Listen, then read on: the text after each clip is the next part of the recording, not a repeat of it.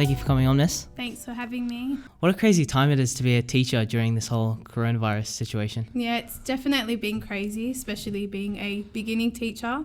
I haven't been teaching for a very long time, so to add on to the craziness of starting out, coronavirus definitely rocked our world. But yeah, as we do, we just keep adapting. So you're a fairly new teacher. Yeah, that's right. So did you always know that you wanted to be a teacher? I actually had a interesting process of how I discovered I wanted to become a teacher. So to begin with, in 11 and 12, I thought I was going to go into like something to do with medicine or nursing or to become a paramedic for some reason. I've got some family members that are practicing nurses as well, so for some reason I thought that's exactly where I wanted to go to as well.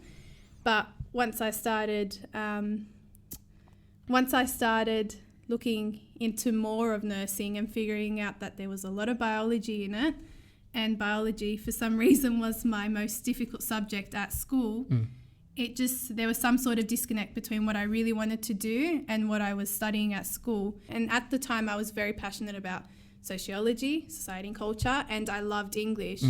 So I applied for both nursing and teaching, and then I thought I'd just wait until I see what I was offered and see how I felt about it then. And then I was offered both of them, and for some reason when I looked at the nursing acceptance offer, it just wasn't there. And I looked at teaching, and in that moment I knew teaching would be for me.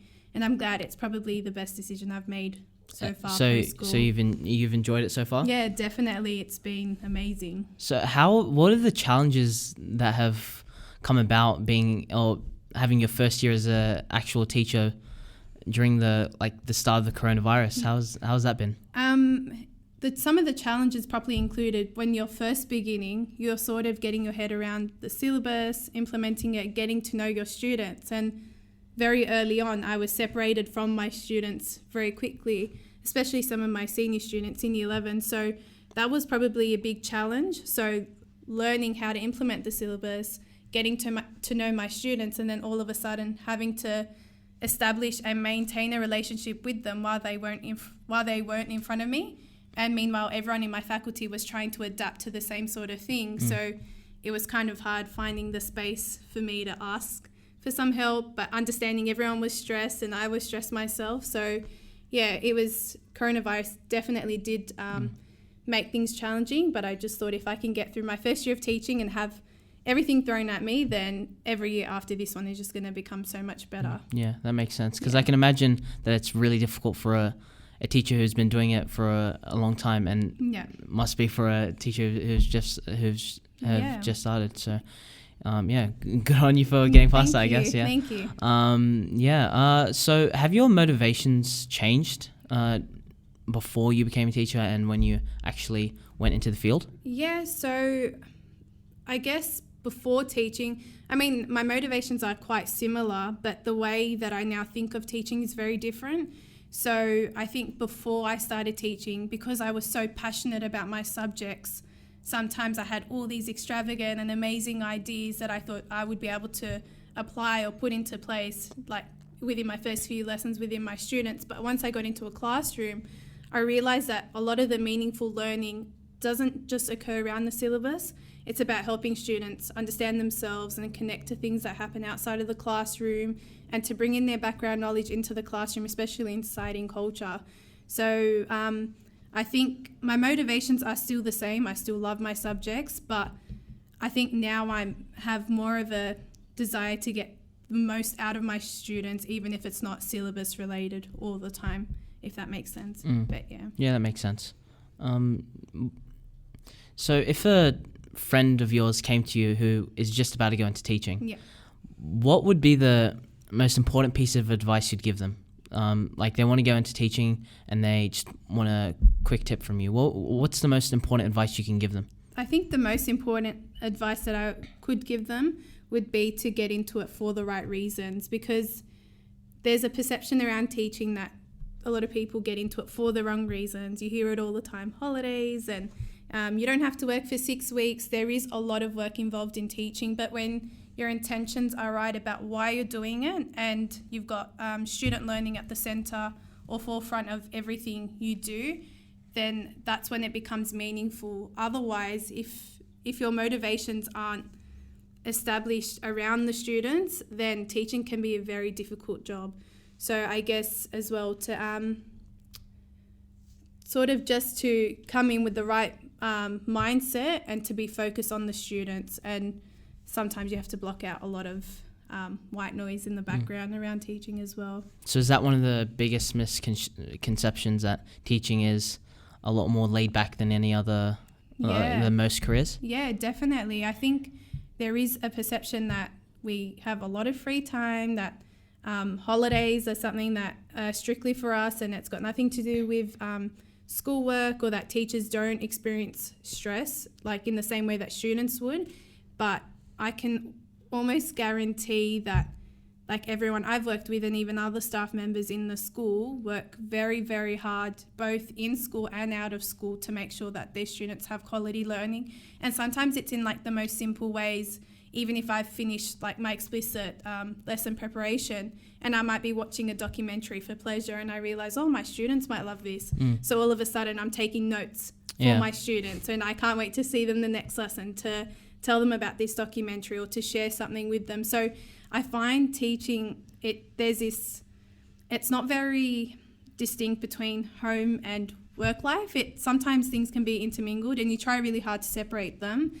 But teaching is one of those things where it's very hard to block off and to switch off sometimes. But yeah. And is the reward of seeing the students progress or learn, does that overweigh the hard work? Yeah. How much is that a factor? Yeah, definitely. I think that's the biggest factor, and I think that's the thing that keeps you going and you look forward to the next lesson. When you see a student that's pushing a little bit more, you see that they're realising that they have potential and they start to apply it. I think that's what makes it worthwhile, because when students give you 100%, you want to go back home or go back into the staff room and make sure that you can give them 200% the next lesson. So that makes it really rewarding. And I guess sometimes like standard or traditional learning isn't for everyone as well. So even finding ways for students to learn something can be like the most rewarding thing. And how do you think the absence of teachers during the coronavirus has affected learning? Yeah, interestingly, for a few students, I think it worked really well for them if they enjoyed working on their own at home. They're very self-driven. For those types of students, I think they loved being able to be in their own space. There was no distractions really. But for other students, it was very stressful for them to maintain the stress load. I felt like they were quite overwhelmed having to manage their own time and not having that face-to-face relationship with your teacher to ask questions or to stop them and ask them about something that they're confused about. It was just, for those students, it almost felt like they were worried that they were falling behind. But once they came back into the classroom, I mean, it took a few lessons to get everyone back up to where they should have been. But I guess it was just a reflection of the fact that everyone learns differently as well. But even for teachers, we all teach differently. Yeah, because I definitely think it was a very unique experience, because I personally am a very independent person, so I did I did appreciate it somewhat, even though I felt that it was kind of more tiring doing like all those hours from like 9 to 3 by myself, because I feel like almost in the classroom you kind of, I don't know how to use the right word, but leaning on the teacher for like support, because it's more of a support thing. I remember thinking, like I think a day before I started the quarantine or did the learning at home, I remember thinking that it's really about the student. If you don't do it, then you don't do it. It's just you'll fall behind. But yeah, I definitely think it was there were some positives that came out of it. Yeah, definitely there was some positives, and as well I think the most fatiguing aspect of the whole quarantining, coronavirus, remote learning was the fact that most of us were just staring at a screen like for 7 or 8 hours a day, even more at times. And I think that really took away like the essence of like learning and teaching, because teaching is a relational profession. It's based on relationships, and so with learning, you learn not only through yourself, but you learn through your interactions with everyone else around you. So I found that aspect a bit draining just sitting and staring at a screen. Like, it's almost like everyone was craving this human connection again, to feel like there was some normality. And that probably made it a bit fatiguing for you. Do you agree with that? Yeah, I definitely would agree with that, yeah. Yeah, because like the most learning occurs through interactions with those around us or our social settings. But yeah, there was definitely some pros and cons.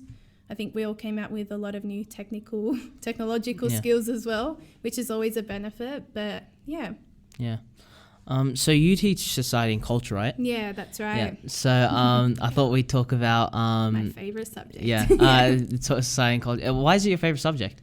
I know. So students can select society and culture for their like preliminary and their HSC course, but I almost feel like it needs to be a mandatory subject. It's such a wholesome sort of subject, but I just think society and culture really shapes and opens your worldview. And for a lot of students and even for a lot of teachers sometimes that don't have enough exposure to certain events or to even like a diverse range of individuals, or they're not as what we would say socially and culturally literate, they don't have the opportunity to be involved in a lot of things, that our worldview can be very limited. And I think society and culture really opens one's eyes up to how critical they should be about the world around them. It also like establishes, I think, more of like respectful and empathetic relationships. And I think like for the world we live in, problem solving and critical thinking, especially to be able to do it independently, is such an important skill that we need. And society and culture gives you that, I think. So what is society and culture for those who don't know? Yeah, so society and culture is literally a subject about society and culture. So we look at it from a sociological perspective. So we look at, for example, it through a range of concepts such as like society, culture, environment, time. We look at like ethnicity, class, status, and how those concepts are created in society, or how they're normalized or constructed, and how we as people sort of adapt to them and internalize them as normal aspects of our life. And so it's interesting because a lot of my students walk away sometimes questioning many things about the world around them, or even themselves, because it gives you an opportunity to question, so why is it we do the things that we do? Why is it that when we walk into a store to buy, for example, a shaving cream, that there's one for females and one for males when it's just shaving cream? Or toys, for example. Why is it that Barbie or newborn babies are restricted or limited to just the female gender, but males are probably, if you walked into the male section of the toy aisle, it would include things that involve problem solving or building, like Legos, for example. Yeah. So it really allows you to question, why is it things are the way they are? So yeah, it's really, really interesting, especially with a lot of the things that are happening around the world at the moment. So it's been amazing seeing students being able to make like outside connections into the classroom. So yeah, it's really, really interesting. I really enjoy teaching it.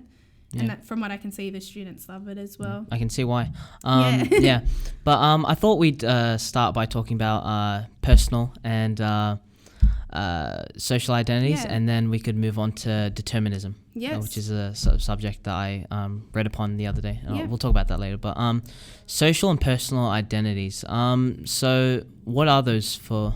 For the layman. Person? So in the preliminary course, it's actually a focus that we look at. So we look at how your personal identity is created, or your social identity, and sometimes we look at the extent in which your social identity matches up to your personal identity. So the idea is that we are nothing but pieces of the interactions we have on a daily basis, the books we read, the music we listen to, the family we're brought up in, the culture we have, the belief system we have, that all those bits and pieces shape our identity, and that there's also this idea of a social identity, the way we present ourselves to the outside world, and whether our social identity is sometimes a true reflection of who we really are. So we give students the opportunity to really question who they are, whether the things they really like or the things they enjoy doing are part of who they want to be, or if it's whether like a form of conformism as well, you could say, like conforming to societal expectations, even family expectations, cultural norms. So yeah, and it's really interesting because in Year 11, I think that's like the like most important point in your high schooling life where you really start to figure things out and figure who you are as well as a person. Yeah. Do you agree with that? Yeah. Yeah, I definitely think the high school period is when someone's most impressionable. They're trying new things, and it's really when you find yourself as a person. Yeah, it's like this big period of experimentation and sort of like testing the waters and figuring out who you are. So it's really cool. We get to look at a lot of theories as well, so students sort of can relate to their own personal experiences through the theories that we're studying. And we also look at how like adolescence is also a cultural construct, because one person's adolescence experience isn't going to be the same in another culture. And I think that's been really interesting for students to see and understand as well, for like empathetic understanding. And yeah. You're making me dread not picking it by the second. So with the whole identity, with the individual having so many identities, is there really like a default identity that they have, or is it just a combination of everything? Look, I wouldn't say, I'd say the default sort of identity is your personal identity, the way you view yourself. So your like your self-esteem or your view of yourself, I think that would be the default. But I think whether that's portrayed or like whether other people get to experience that default is probably limited to like different social settings. But I do think that is the default, because at the end of the day, that is truly who you are. Like the essence of your core is who you see yourself as. But it's interesting because some people can have multiple social identities depending on the social setting. You might be someone with your family, you might be someone with your friends, you might be someone at work or in a community organisation, for example. But I think the default is really who you are at the core and the way you see yourself. But yeah. And do you think the social identities, is like especially with parents or with co-workers or just in, do you think that has been formed during maybe like when they're really young, or when they're like observing people and seeing how to act and seeing what's right and wrong? So in society and culture, the way we describe that whole process is the socialization process, and it's the idea that it's never ending. The process doesn't really end. Does it ever slow down? I guess it slows down as you develop who you are as a person, and once you, depending on which theory you follow as well, because there's different theories to explain whether once we reach this pinnacle of who we are and there isn't really any more changing. But I think that you continuously grow depending on the life experiences you have and the interactions you have, the places you visit. But the idea is that it starts from birth, the name that you're given, the clothes that you're dressed in, the toys that you are given to play with, the rules that you are taught, or the even like social norms or cultural norms from a very young age begin from, you could say, birth. And I think from that toddler period, they really start to take, I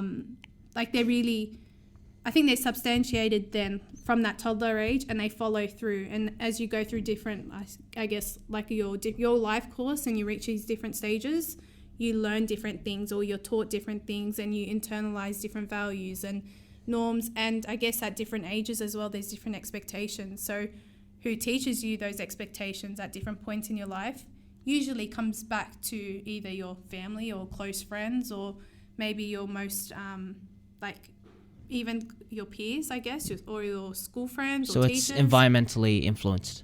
Definitely, yeah. So it's an external thing, definitely. Yeah. And also, I wanted to touch upon determinism. The other day, I was reading. Do you know Steven Pinker? I've heard of him. I don't know much about him. Yeah, he has a really good book called The Blank Slate, where it's basically about the nature versus nurture debate. He stated the premise that you can accuse someone of a crime if it's preordained, or they can understand the circumstances after. Well, the example he used was, you wouldn't accuse JFK's chauffeur for driving him into the line of fire, right? Yeah. So if psychopaths have a handicapped mental system or a mind, is it really moral to? Well, it's a bit of a grey area. I'm not too sure. Do you get what I'm trying to say? Yeah.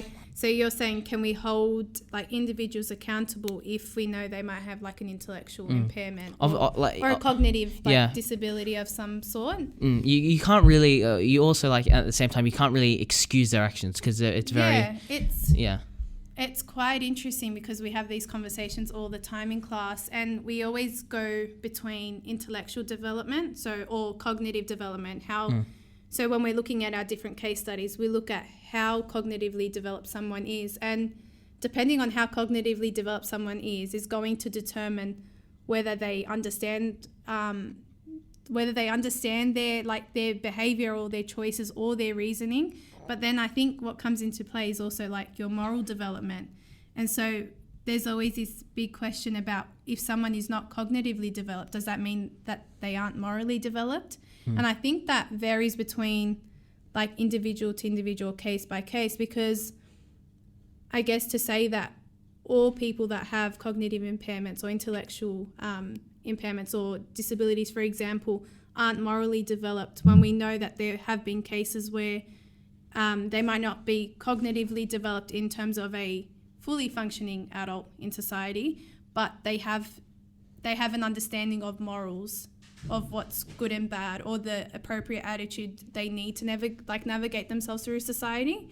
So that's really interesting. So I think it needs to be a case by case situation. That's what I believe. Where do you stand on the whole determinism theory of free will, whether it's a thing or not? Yeah. So in terms of free will, so you're saying do you want to explain that? So I mean, like, is everything already predetermined? Yeah. Like, where do you stand on that? Yeah. So my whole belief about whether, for example, if someone is bound to be a serial killer because of their nature or because of the way they are biologically created or the inherited traits that they might have, I do believe that individuals can have the nature of psychopaths, for example, but whether that translates into them being, for example, a serial killer really determines on their environment. I think the environment plays an essential role on whether those traits or like that DNA, or whether, say, the mental illness that they've genetically acquired, for example, is expressed or not. So I think that someone can naturally have this like disposition to be psychopathic. And remember, someone that might be a psychopath isn't necessarily a serial killer. So I do believe that free will, to an extent, is still controlled by nature and external factors to the person themselves too. Because I feel like it's a bit of a conflicting subject, because if free will isn't a thing, then it kind of makes it kind of takes away a sense of responsibility. Like, I'm a slave to my biological making, or my environment has made me like this, so yeah. I can therefore do it. So it's kind of a weird situation. Yeah, definitely. It's like, so do we blame the parents too? But then research also suggests that parents aren't always to blame for the children that we then know who turn out to be very psychopathic, or who end up turning into serial killers or murderers. So sometimes parents can just have children that are born bad, and it doesn't necessarily mean that it is the parents' fault. And there's been loads amount of research that has been conducted to also suggest that some parents just give birth to bad children, or to what we would classify cold children, despite them having no awareness of any like previous mental illnesses in their family, or any biological issues, or anything that's known to them in their biological makeup. So yeah, it is interesting, because we can't necessarily blame every parent's involvement in their child's life for the way they turn out to be, when research suggests that sometimes people are just born bad, and it has nothing to do with the parents. So I also wanted to ask about how much of a role environmental influence has on a person and how they turn out. Yeah, so I think the socialization agent of family or location, for example, or even school, can have a very big impact on your personal and social identity. But as well, when we look at all these interesting cases, in the media, we look at, for example, Ted Bundy or Jeffrey Dahmer. And a big question is, did their environment create or help create the serial killer that they became, for example? And I think that the environment does play a significant role on who you become, but I also feel like your environment can also limit or sort of create opportunities for your biological makeup to be expressed, if that makes sense. So I think some people might have the disposition to naturally have a mental illness, for example, or to be bad or evil.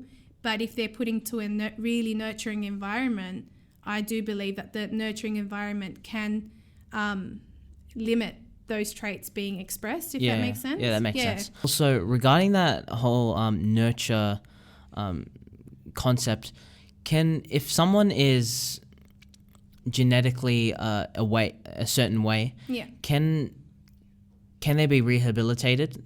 Yeah, I guess it depends on the extent of how their nature has been expressed. For example, like if it becomes very evident that someone, let's just think of someone that's dealing with schizophrenia, for example, if it becomes quite evident that this individual is experiencing symptoms of schizophrenia, and we could say like a parent had previously had it in their life, then I think, they can be rehabilitated in that way. But it depends on the extent of how visible those symptoms are or how clear they are, because in a lot of cases, a lot of the symptoms aren't very visible, and people from on the outside aren't really easily able to identify them before it's too late. So I think, timing plays a significant role, and whether that person fully expresses their nature also plays a massive role as well.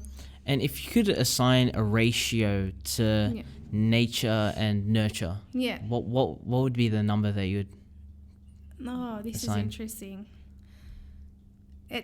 I know, in my core, I would probably say that nature, I would probably say about 75% or even 70%, and I'd say maybe nurture is about 30%. But see, then I keep going back. I think nature is very important, so let's stick to 70%, because I think your biology and your hereditary and your genetic makeup plays a significant role in who you are. And I'd say the environment is probably about 30%, but then that also can change depending on the life stage we're talking about. If we're talking about toddlers and children that young adolescent, then the nurturing aspect of it could even be, I think, 60 to 40, because that they play a fundamental role in who the adolescent ends up being or becoming. But Okay. Well, thank you for coming onto the podcast and having a great and interesting discussion with me. This has been Liaising with Ali, and until next time, Godspeed.